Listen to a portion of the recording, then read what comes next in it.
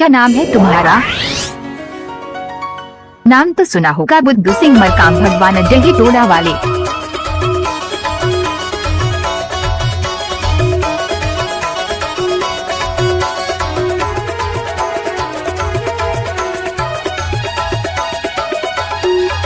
चल गए जाबो रे संगी लगे है सब मागायल जाबो, चल गए जाबो रे संगी लगे है सब मागायल जाबो, चल गए जाबो गायल जाबो ना गायल जाबो रे गायल जाबो, चल गए जाबो रे संगी लगे है सब मागायल जाबो, चल गए जाबो रे संगी लगे है सब मागायल जाबो।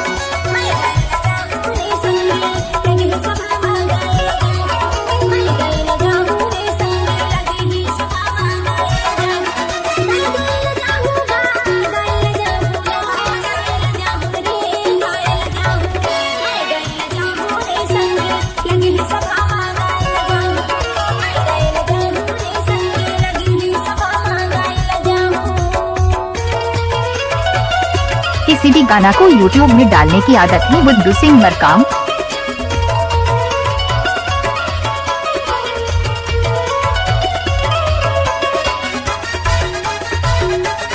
नाचने वाले मैडम नहीं तो बजाने वाले क्या करेगा बुद्धू सिंह मरकाम भगवान डही टोला वाले।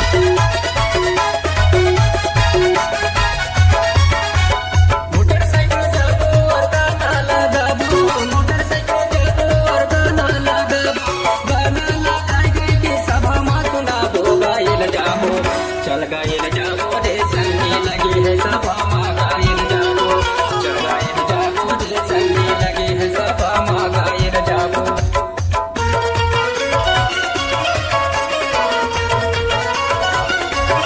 इस गाने को बुद्धू सिंह मरकाम ने किया है।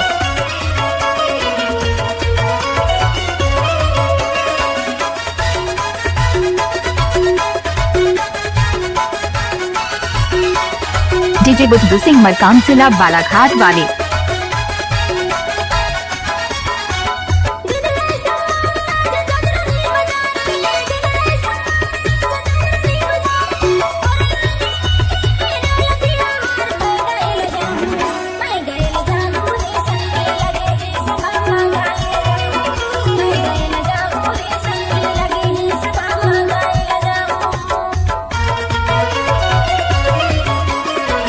किसी भी गाना को YouTube में डालने की आदत है बुद्धू सिंह मरकाम।